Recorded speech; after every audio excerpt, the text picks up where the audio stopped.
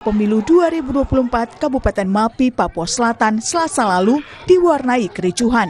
Massa pendukung caleg berusaha menyerang anggota BPD, komisioner KPU, dan aparat keamanan yang berjaga di kantor KPU. Sejumlah caleg yang tak puas dengan hasil pleno mengerahkan massa pendukungnya untuk menyerang anggota BPD maupun komisioner KPU Mapi. Untuk mengendalikan situasi, aparat melakukan tindakan tegas dengan melepas tembakan gas air mata. Demokrasi tanggal 14 sudah selesai, perhitungan sudah berjalan dengan situasi kita yang aman, yang baik. Kalaupun ada berbagai hal yang mereka merasa dikucurangi, ada mekanismenya. Silakan ke Bawaslu, silakan ke DKPP, supaya aturan yang berlaku sesuai dengan PKPU itu bisa kita tegakkan. Jadi jangan menggunakan cara-cara yang seperti kemarin yang tidak beretika, mengganggu semua proses pemilu. Saya minta Kapolres kan itu cerdas, cari para calegnya, datangi dia. Kalau dia masih main, tangkap dia. Aksi demonstrasi menuntut transparansi hasil pleno pemilu di Tambrau, Sorong, berujung ricuh. Polisi terpaksa menembakkan gas air mata untuk membubarkan massa. Mereka menuntut agar Bawaslu Papua Barat Daya lebih transparan dengan hasil pleno pemilihan umum pada Dapil Tambrau dan Maibrat. Polisi yang tiba di lokasi kerusuhan lalu berusaha menenangkan massa. Polisi juga sempat menangkap sejumlah orang yang diduga sebagai provokator.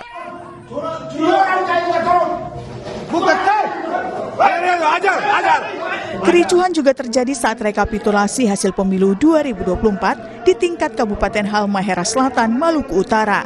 Kericuhan ini bermula saat saksi dari salah satu partai protes hasil rekapitulasi. Saksi juga menuding hasil rekapitulasi tidak sesuai dengan form C1 dan plano. Perdebatan semakin memanas, bahkan salah satu saksi sempat melakukan penganiayaan kepada Ketua PPK Kecamatan Gane Barat Utara. Jika ada selisih maka harus diproses. Jadi data yang misalnya kalau di kabupaten itu kecamatan ya, misalnya di kecamatan tentu ada data yang berbeda. Maka diproses mana yang benar pasti nanti bisa diketahui dari data itu, sehingga itu ada penyelesaian. Tidak boleh misalnya menggunakan kekerasan untuk melakukan hal-hal yang di luar substansi ya. Jadi itu harus kita jaga bersama. Massa pendukung calon anggota legislatif DPRD mendatangi lokasi pleno rekapitulasi tingkat kabupaten yang berlangsung di Hotel Harper Cikarang, Kabupaten Bekasi, Jawa Barat. Massa meminta KPU Kabupaten Bekasi untuk menghentikan penghitungan suara di Kecamatan Pebayuran yang dinilai syarat dengan kecurangan. Badan Pengawas Pemilu atau Bawaslu Kabupaten Bekasi menyebut pihaknya telah menerima laporan dugaan tindak pidana pemilu dari pendukung salah satu calon anggota legislatif.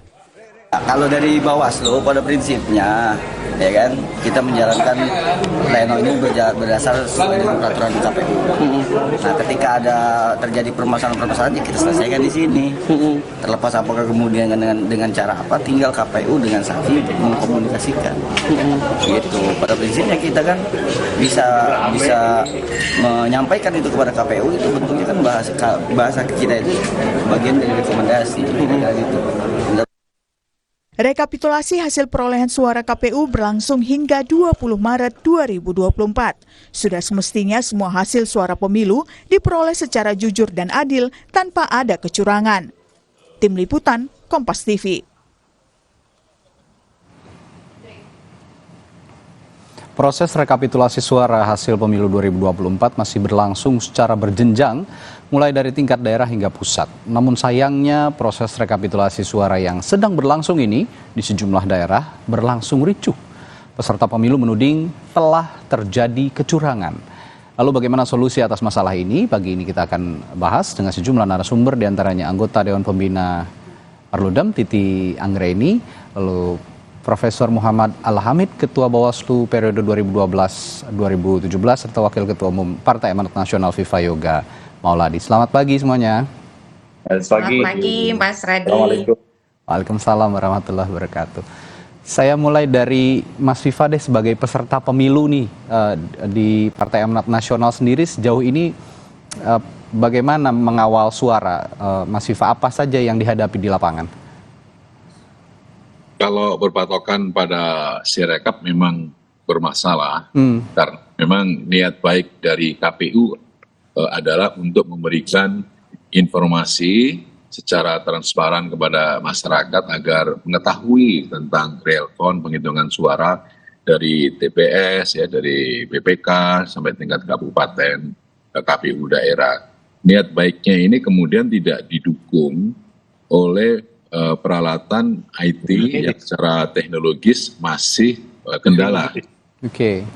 Contohnya dalam proses untuk input data, terkadang juga tidak terbaca 100% sehingga tampilan di grafik di layar monitor itu tidak sesuai dengan data yang diinput. Dan hal inilah yang menyebabkan adanya konflik, adanya polemik di tengah-tengah masyarakat. Ternyata niat baik dari masyarakat untuk memberikan proses transparansi terhadap proses rekapitulasi penghitungan suara itu tidak sesuai dengan targetnya. Oleh karena itu, kami setuju agar si rekap ini untuk sementara dihentikan dulu karena problem ketidakmampuan di dalam menghandle soal teknologi sehingga tidak lagi menimbulkan polemik dan konflik di tengah masyarakat. Toh nanti di Undang-Undang Nomor 7 Tahun 2017 tentang pemilu itu proses penetapan perolehan suara secara resmi itu adalah di rapat pleno secara manual berjenjang. Dan ini adalah menjadi sebuah pembelajaran bagi kita semua, bagi KPU, agar niat baik untuk memberikan informasi secara transparan, objektif, pada masyarakat itu harus ditunjang dengan kemampuan teknologis yang bagus, sehingga tidak menimbulkan polemik dan konflik di tengah masyarakat seperti yang terjadi saat ini. Sehingga apa? Yang rugi itu kita semua termasuk KPU. Ada narasi negatif, kemudian KPU dicap curang, dicap macam-macam, sehingga itu bisa mengurangi terhadap kualitas dan persepsi dari kinerja KPU. Oleh karena itu, proses teknologi ini menjadi penting dalam peningkatan kualitas pemilu, terutama menjadikan pemilu sebagai bagian dari pendidikan politik masyarakat yang berintegritas dan berkualitas. Ya, di stop karena menghindari polemik. Tapi Mas Viva juga mengatakan tadi, publik saat ini keingintahuannya soal proses penghitungan suara juga sangat tinggi begitu. Ketika ini di take down gitu, sementara tidak ditampilkan dulu untuk sementara waktu, sementara masyarakat ingin juga mengakses informasi proses penghitungan suara. Bagaimana Anda melihat ini di lapangan, Mas Viva? Iya, kalau yang dilihat dari KPU sekarang kan bisa direkapitulasi berdasarkan pada D1 atau berdasarkan pada hasil dari rapat pleno di tingkat kabupaten, kota, dan provinsi yang dilakukan secara daring, kemudian secara langsung dan dipublikasikan ke masyarakat. Masyarakat bisa melihat proses rapat pleno penghitungan suara di tingkat kabupaten, kota, dan provinsi. Hanya itu yang menjadi bagian dari proses transparansi dalam penghitungan suara di KPU. Tetapi secara detailnya nanti kalau misalkan ada potensi pelanggaran di Undang-Undang Nomor 7 2017 kan sudah menyediakan lembaga-lembaga yang menjadi bagian dalam proses penyelesaian. Kalau itu menyangkut soal administrasi, Bawaslu yang menyelesaikan, menyangkut soal etika penyelenggara, DKPP yang menyelesaikan, menyangkut soal perselisihan hasil pemilu, ada nanti di MK yang menyelesaikan. Jadi proses itu harus inherent dengan kemampuan dari KPU dan komitmen dari partai politik untuk menghadirkan pemilu yang jurdil, yang luber, yang jurdil, yang aman, nyaman, damai, yang berkualitas dan berintegritas. Jadi intinya kalau masyarakat ingin tahu proses penghitungannya secara instan begitu ya memang tidak bisa karena memang tabulasinya sekarang ini sementara di take down. Tapi bisa langsung memantau begitu ya penghitungan suara ke masing-masing daerahnya di KPU di daerahnya, dan juga kalau ingin menghitung manual KPU sekarang melampirkan formulir C hasil ya dalam sistem Sirekap ini. Saya ke Pak Muhammad. Prof, kalau Anda melihat sebagai yang pernah duduk di Bawaslu begitu pada pemilu-pemilu sebelumnya, akar masalah yang menyebabkan maraknya kericuhan yang terjadi dalam proses penghitungan suara ini apa sebenarnya? Ya, jadi begini, KPU, Bawaslu, dan DKPP itu dalam mandat Undang-Undang 7 2017 tentang pemilu disebut sebagai satu kesatuan penyelenggaraan fungsi. KPU sebagai pelaksana teknis itu wajib untuk menjawab setiap komplain, setiap keberatan, setiap masukan, setiap rasa keadilan peserta pemilu. apakah itu pemilu legislatif atau pilpres. Nah, kalau KPU misalnya itu bisa menjawab apa yang menjadi protes di setiap momen-momen atau tingkatan rekapitulasi, seharusnya apa yang ditayangkan oleh Kompas TV tadi dalam pengantar tidak terjadi. Ya. Tidak ada keributan. Jadi KPU itu harus merasa, ya, sebagaimana tagline-nya selama ini kita tahu sangat bagus. KPU melayani. Saya ulangi, KPU melayani. Melayani apa? Melayani semua hal yang menjadi mungkin pertanyaan publik. Ya, karena memang salah satu ukuran pemilu berintegritas itu bahwa adanya mekanisme penyelesaian keberatan terhadap peserta pemilu. Nah, saya membaca ada perilaku-perilaku oknum penyelenggara di tingkat bawah ya, yang kita lihat dalam beberapa tayangan Kompas TV tadi, yang sepertinya tidak welcome terhadap protes-protes peserta pemilu. Padahal kalau itu dijawab, kalau itu dijelaskan, kalau itu dilayani, maka masalah itu bisa selesai di tingkatan itu. Misalnya rekapitulasi kecamatan. Ini pengalaman kita, apalagi Bang Viva ini adalah politisi senior yang menurut saya sudah sangat lama memahami bagaimana proses-proses pemilu kita dan punya pengalaman luar biasa. Seharusnya problem yang terjadi di kecamatan itu diselesaikan di kecamatan. Jadi jangan menabung masalah, istilah saya, jangan menabung masalah. Misalnya begini, ada caleg atau ada saksi partai yang melakukan komplain di proses rekapitulasi kecamatan. Kalau itu dijawab, diluruskan misalnya, sepanjang sesuai ketentuan perundang-undangan, itu selesai di kecamatan. Jangan ada kalimat yang seakan-akan mengatakan, sudah, kalau Anda tidak terima penyelesaian ini, Anda isi berita acara, mesti ada rekapitulasi kabupaten. Ya, nah, saya sering mendengar ada oknum PPK yang menggunakan tameng itu ya untuk mengkanalisasi keberatan dari peserta pemilu. Nah, itu problemnya yang membuat kadang-kadang masyarakat tidak bisa menerima atau peserta pemilu tidak bisa menerima. Oke. Nah, kalau kita bicara penyelenggara pemilu kan ya, saya juga sepakat dengan Pak Muhammad. Kita tidak hanya bicara KPU di pusat, provinsi, kabupaten kota, tapi juga di kecamatan, bahkan juga ke petugas KPPS begitu ya. Itu juga salah satu unjuk tombak yang penting untuk bisa menjelaskan kepada semua pihak yang mengajukan keberatan dalam proses penghitungan suara. Nah, kalau di PPK ini juga tidak bisa menjawab, kalau dikatakan Pak Muhammad tadi menabung masalah gitu ya. Ini apa yang salah? Apa BIMTEK-nya dari pusat atau dari jenjang yang lebih tinggi ini tidak sebaik yang diharapkan? Itu salah satu, ya. Itu salah satu saya kira, karena kita tahu KPU tidak tersedia cukup dana untuk membimtek seluruh petugas penyelenggara ad hoc. Ya, jadi di kecamatan itu sebenarnya adalah paling krusial proses tahapan penghitungan suara. Saya sering memberi semangat, tapi dengan sedikit menggelitik teman-teman kecamatan bahwa karena dia ad hoc, berpikirnya juga ad hoc. Ya, maksud saya begini, masa tugas PPK itu ya, atau di Bawaslu namanya Panwaslu kecamatan itu kan ad hoc, hanya beberapa waktu saja ya. Nah, kadang-kadang karena dia ad hoc, sebagian berpikir ad hoc juga. Maksudnya apa? Dia hitung gajinya tuh, ini tidak semua ya, saya mengatakan oknum. Dia akan menghitung salary dari negara. Misalnya saya menjadi petugas PPK 1 bulan atau 2 bulan 1,2 juta, saya nggak tahu sekarang berapa. Nah, kalau dia digoda oleh oknum peserta pemilu, oknum caleg atau oknum tim sukses, maka dia bisa mendapatkan beberapa puluh kali daripada gajinya itu ya. Itu yang saya mengatakan berpikir ad hoc.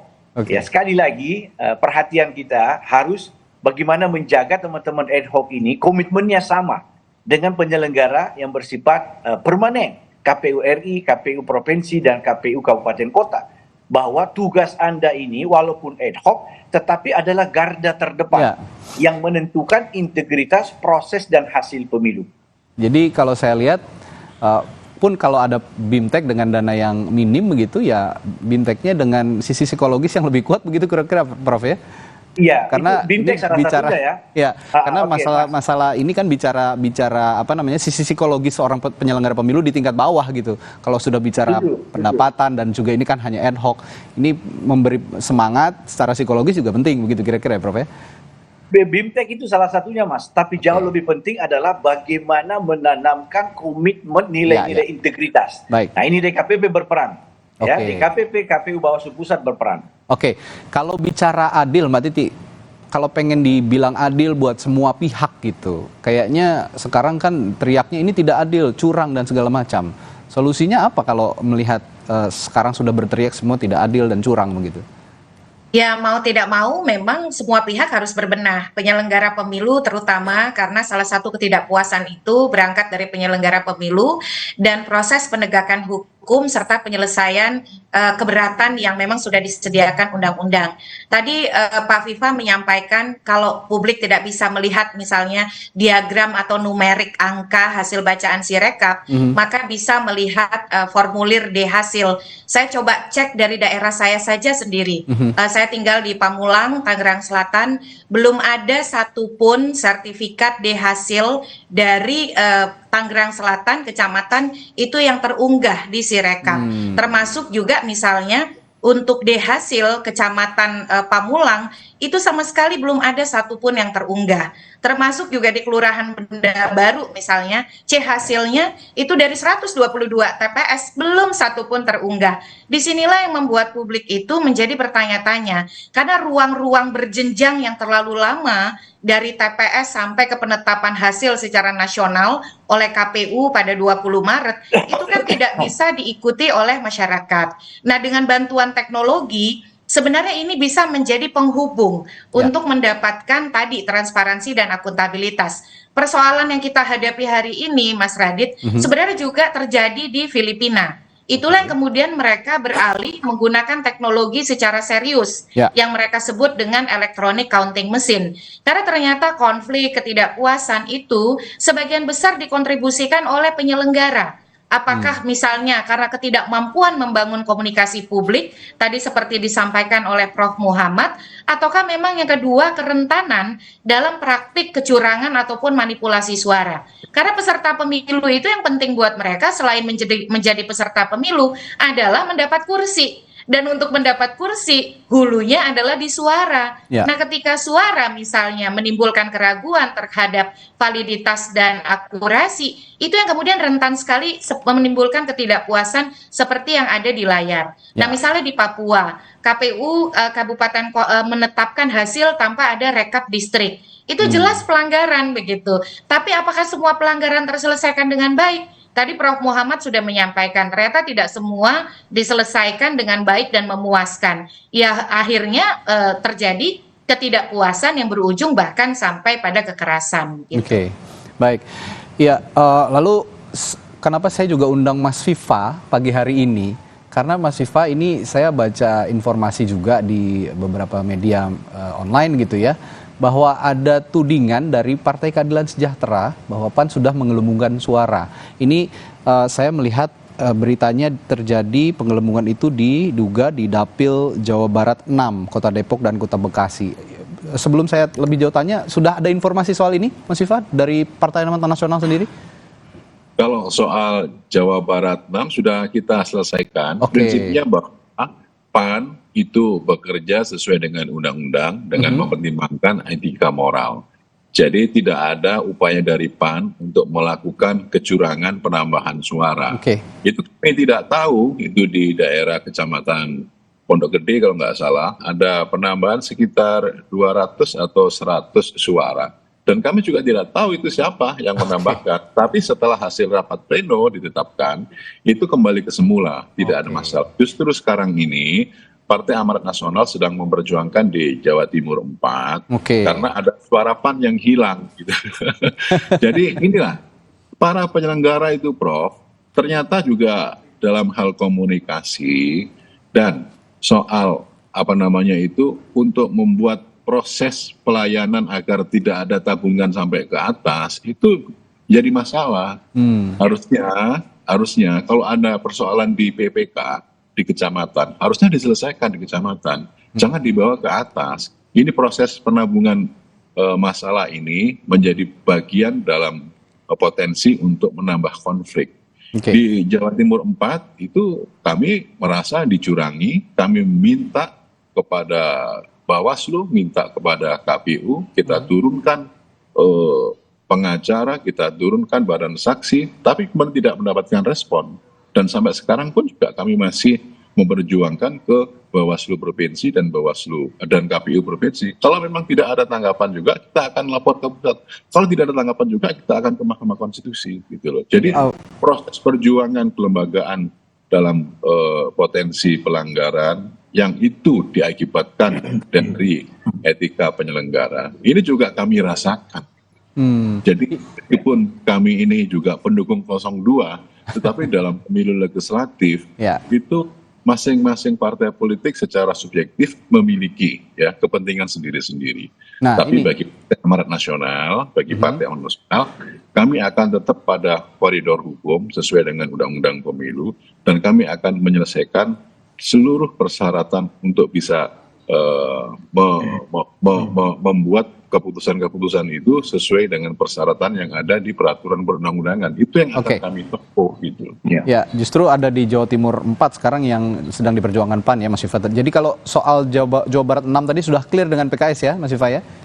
Sudah clear. Kami tidak merasa melakukan kecurangan, itu hanya klaimnya dari partai yang lain itu.